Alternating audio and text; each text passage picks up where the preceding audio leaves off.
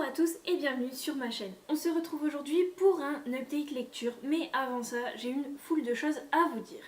D'abord, j'aimerais m'excuser pour cette longue période sans vidéo. Alors bien sûr, vous n'êtes pour l'instant pas beaucoup à me suivre, donc on va dire qu'on limite un petit peu les dégâts.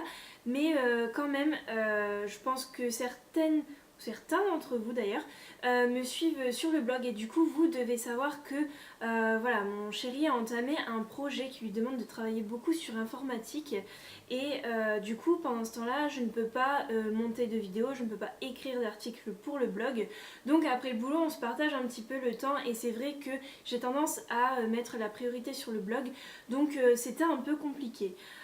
J'ai voulu profiter de mes vacances de février pour tourner un max de vidéos, les monter, prendre de l'avance, etc. Mais tout ne s'est pas déroulé comme prévu puisque j'ai perdu les 3 vidéos que j'avais tournées et je ne m'en suis pas rendu compte tout de suite. Donc voilà, ça m'a bien calmé au niveau des vidéos. J'étais ultra dégoûtée, j'avais pas le temps de recommencer et en fait... après mes vacances de février, j'ai eu vraiment une très grosse période au niveau du travail. Donc là, je commence tout doucement à reprendre un rythme normal, mais ça fait plusieurs semaines que j'enchaîne des grosses semaines de boulot avec beaucoup de contrariétés, avec des heures supplémentaires aussi. Donc du coup, franchement, quand on a 11 heures de taf dans les pattes, on n'a pas du tout envie de faire une vidéo et tout. On n'a pas la pêche, et puis l'éclairage et tout, c'est juste pas possible. Donc voilà, j'espère pouvoir reprendre un rythme normal, je ne vous promets rien. Voilà, le rythme normal entre guillemets, c'est donc une vidéo par semaine. J'ai beaucoup de choses à vous dire, beaucoup de retard à rattraper du coup parce que j'avais prévu plein de choses et je n'ai pas pu le faire. Donc voilà, j'espère pouvoir revenir régulièrement vers vous. En tout cas, j'étais très dégoûtée vraiment de plus trouver le temps, de plus faire ça alors que je m'y étais engagée en me disant allez, motive-toi, sur le blog j'ai trouvé un très bon rythme, donc c'était le moment de m'engager dans autre chose, tout ça. Donc voilà, j'espère pouvoir mener ça à bien. Qu'est-ce que je voulais vous dire aussi? Oui, je suis rouge. Voilà, déjà j'ai des grosses joues et en plus elles sont extrêmement rouges aujourd'hui et je suis désolée, en plus avec l'éclairage à mon avis ça va bien ressortir à la caméra, mais je ne peux rien faire, voilà, en fait j'ai chaud. J'ai ultra chaud, mon appartement est divisé en 2 parties et la deuxième partie, celle dans laquelle je tourne, en fait ce sont des tôles en plastique au-dessus et du coup dès qu'il fait du soleil, eh bien il fait super chaud dans mon appartement et j'ai en plus une grande baie vitrée qui est exposée plein sud, donc c'est juste génial. Là actuellement je crois qu'il fait 26 dans mon appart, nous sommes le 20 mars 1, donc autant dire que 26 c'est juste pas possible. Autant vous dire aussi qu'en été j'en peux plus. Donc du coup j'ai chaud, en plus je regarde en ce moment Shadowhunters, donc je suis en train de terminer la saison 2 et comment vous dire, c'est en dents de scie, ils se remettent ensemble, ils se séparent, ils meurent, ils reviennent à la vie. Et voilà, j'arrête pas, je pleure, je ris, j'en peux plus de cette série. Autant la première j'avais pas trop accroché, mais la deuxième je suis à fond dedans, je ne sais pas pourquoi. Et du coup, voilà, je me suis fait bien 4 épisodes là avant de tourner la vidéo. Donc peut-être que je suis rouge aussi à cause de ça.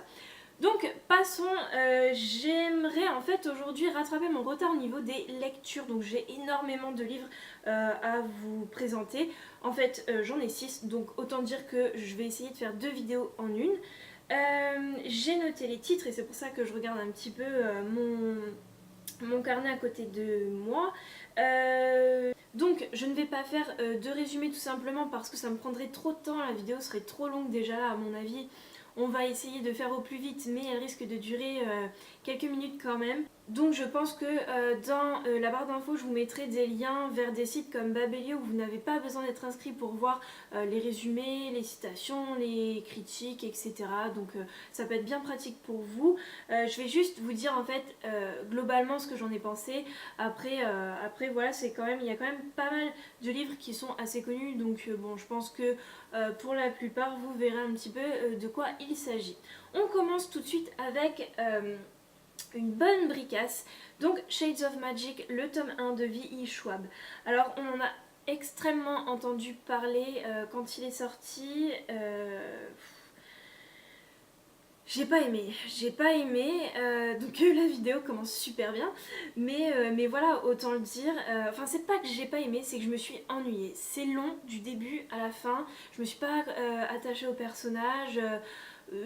Bon après l'histoire des Londres, des différentes couleurs, je pensais que ça allait me perdre. En fait c'est quand même assez bien expliqué, donc du coup on s'y retrouve bien je trouve. Mais c'est vrai que ouais les personnages ça l'a pas fait. Il y a beaucoup de choses, beaucoup d'événements que j'ai vu venir en fait. J'ai pas eu de surprise donc bah quand c'est comme ça. Vous attendez tout le temps un petit déclic en fait et là je l'ai pas eu donc j'ai été déçue et je ne pense pas d'ailleurs continuer la trilogie. J'ai entendu le même genre pas de critique mais d'avis on va dire sur Vicious qui vient de sortir et ouais voilà je comprends pas, enfin j'ai un peu de mal à comprendre en fait tout l'engouement qu'il y a eu autour de cette trilogie. Avec moi ça ne l'a pas fait. Alors ça m'arrive souvent, il faut le dire quand même, quand une saga a beaucoup de succès, en général, je pense que j'en ai trop dans la tête, j'en attends trop, et du coup, quand je me lance, ben voilà, ça le fait pas. Et là, pour le coup, pourtant, j'ai attendu ce livre, ça fait au moins un an, je pense qu'il est dans ma palle. Donc voilà, j'ai quand même vachement attendu, mais malgré tout, voilà. Malheureusement, ça ne l'a pas fait pour moi, donc une saga que j'abandonne. Hop. Ensuite, alors en fait, je vous parle des livres dans l'ordre chronologique de mes chroniques sur le blog, donc du coup, il faut que je m'y remette un petit peu. Donc après Shades of Magic, j'ai lu Les Sous-Vivants de Joanne Elliott. Alors je ne l'ai pas, c'est un livre que j'ai emprunté à la bibliothèque, donc je vous mettrai comme d'habitude la petite couverture dans le coin. Alors Les Sous-Vivants, j'en attendais pas grand chose, c'est un roman de science-fiction, j'en lis pas beaucoup, ça avait l'air assez jeunesse en plus. Je sais pas, je suis allée à la bibliothèque, je l'ai vu, bon il avait l'air sympa, donc je l'ai pris. Et ben pour le coup j'ai été agréablement surprise et pourtant il se passe pas des masses de choses. Mais en plus c'est un one shot, donc je lis très rarement des one shots, mais là j'ai vraiment accroché parce que on a pourtant des personnages quand même assez atypiques. On a une jeune fille qui, voilà, qui vit normalement avec ses amis, sa famille, elle n'a pas d'ambition particulière, elle dénigre pas forcément la façon dont elle vit. Enfin voilà, elle est normale. Et de l'autre côté, on a un garçon, donc là qui vit dans les souterrains et qui est plutôt, je sais pas, assez renfermé, assez isolé, il est harcelé, donc bon, ben au départ, c'était pas des grands personnages de dingue, mais malgré tout, ils ont eu cette petite chose qui a fait que je me suis accrochée à eux. Et puis l'histoire, elle paraît un peu banale au départ, cette histoire de monde souterrain qui se pense plus évolué et beaucoup mieux que le peuple qui vit sur la Terre, tout simplement parce que eux ne peuvent pas y aller, du coup ils considèrent les gens de la surface comme des monstres. Bon bref, voilà, ça cassait pas des briques quoi. Et au final, j'ai trouvé qu'il y avait beaucoup de messages, que ce soit sur la différence, sur la tolérance, sur aussi avoir du recul, ne pas tout le temps être un mouton, j'ai envie de dire, ne pas forcément écouter les gens et apprendre à avoir soi-même une opinion, à regarder les choses avec un œil différent, à se poser les bonnes questions. Et là, franchement, pour le coup, du coup, j'ai vraiment bien aimé. Après, voilà, un one-shot c'était suffisant, il y a un début, il y a une fin, donc ça c'était appréciable aussi.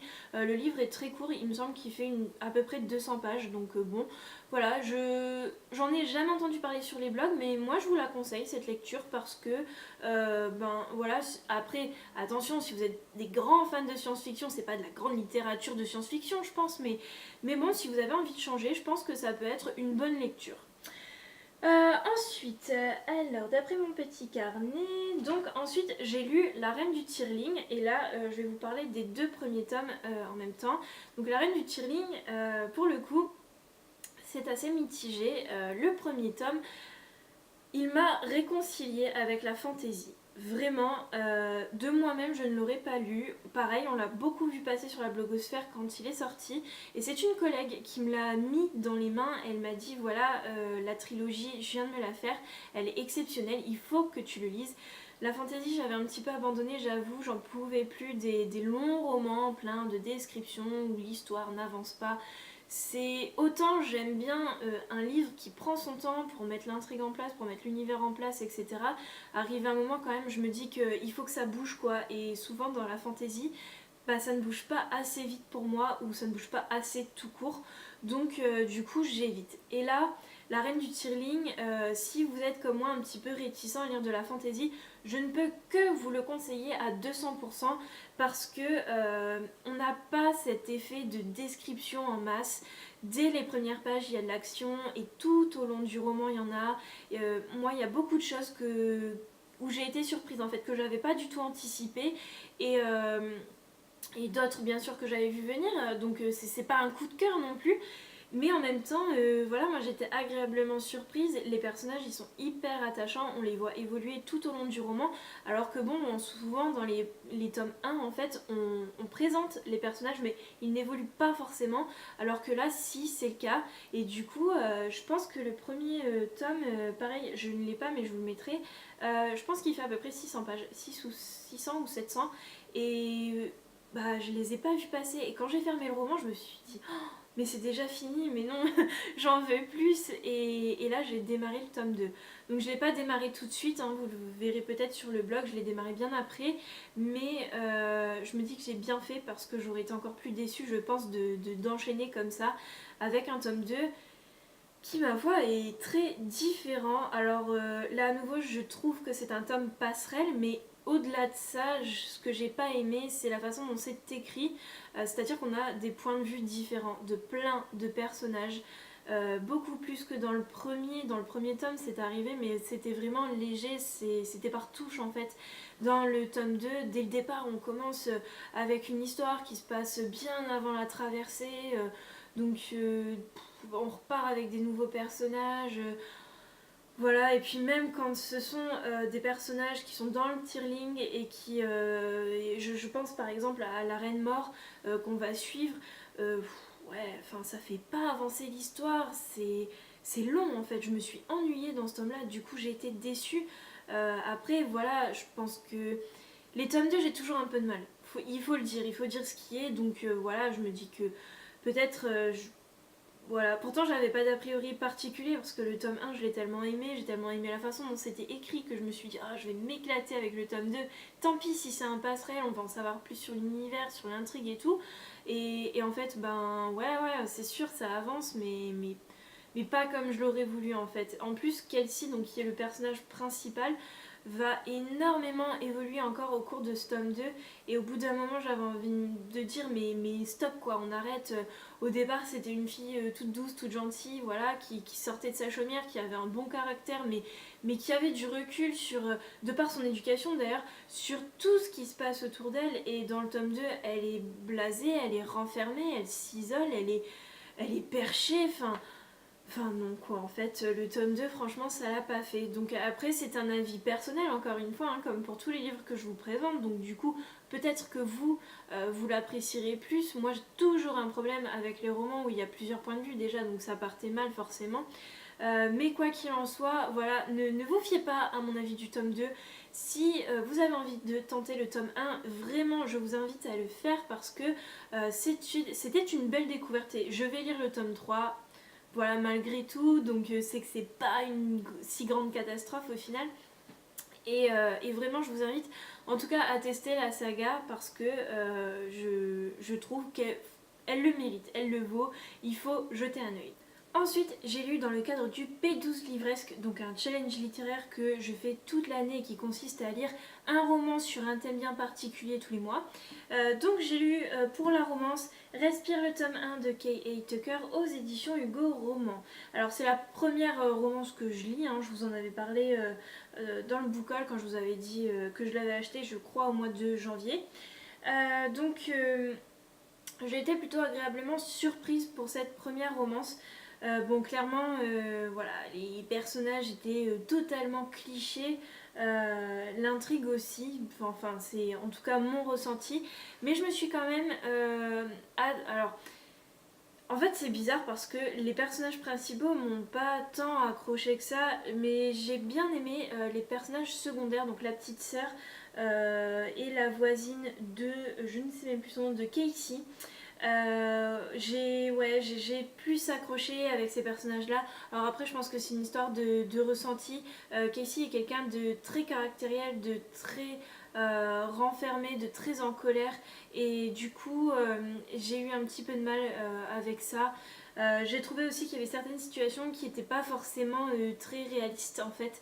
Donc bon, après voilà, l'histoire en elle-même, elle prend au trip au bout d'un moment quand même, et du coup on est obligé d'être happé par tout ça, par ce drame en fait, puisqu'il s'agit d'un drame. Et du coup j'ai été plutôt voilà, satisfaite de cette lecture. C'est pas la lecture de l'année. En discutant avec certaines abonnées sur le blog, on m'a dit que alors peut-être qu'en fait c'est parce que je n'en lis pas souvent, mais sinon c'est une romance qui est assez cliché, donc c'est pas forcément la meilleure dans le genre. Mais bon, pour moi ça l'a fait. Après je suis pas sûre de lire la suite. Je ne sais même pas de quoi elle parle, puisque pour moi il y a une vraie fin au bout de ces pages. Donc voilà, je pense que je vais en rester là. Après je retenterai peut-être d'autres romances, je ne sais pas encore de qui ou quoi, mais voilà, si vous en avez à me conseiller d'ailleurs, je suis preneuse comme d'habitude de vos conseils. Et pour terminer, enfin je vérifie quand même dans mon petit carnet, mais oui, c'est ça. Pour terminer cette interminable vidéo, je vais vous présenter une saga chouchou, puisqu'il s'agit du tome 3, Un palais de cendres et de ruines de Sarah Gimas aux éditions La Martinière. Donc là c'est un tome 3, alors je vais encore moins vous en dire, mais voilà, c'est je ne sais pas. Est-ce que je vous décris tout? Oui, non. Allez, le tome 1 a été pour moi une superbe lecture, une superbe découverte. C'était pas un coup de cœur parce que au final, bon bah voilà, c'était un peu gentil, je trouve. Mais il y avait beaucoup d'action, c'était très bien écrit, j'ai vraiment accroché. Donc voilà, c'était bien sympa.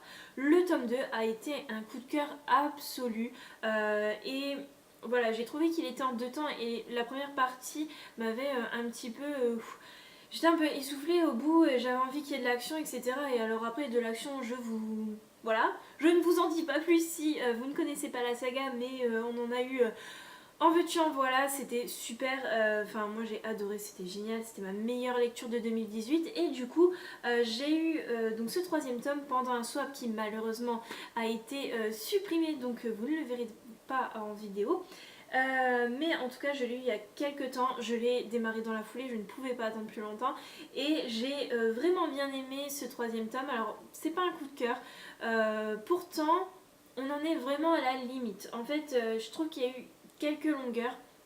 Il y a des choses qui n'avaient pas forcément besoin d'être vraiment exploitées, ou il y a d'autres choses où moi par exemple j'aurais vraiment aimé que Fer se dévoile un peu plus en fait aux autres grands seigneurs des autres cours, et c'est pas le cas. Donc bon voilà, j'ai eu quelques petits passages comme ça qui m'ont un peu chagriné, on va dire. Mais encore, tout au long de ce livre, on a beaucoup d'actions. En fait, ce qui est bien aussi avec ces romans-là, c'est que les personnages évoluent continuellement, et voilà, on ne s'ennuie pas parce qu'on découvre toujours de nouveaux personnages. Donc dans ce tome-ci, on rencontre plus particulièrement les sœurs de Fer, donc on en apprend un peu plus sur elles et sur d'autres seigneurs des autres cours. Donc voilà, on les croise en fait dans les deux premiers tomes, mais on n'en apprend pas particulièrement plus.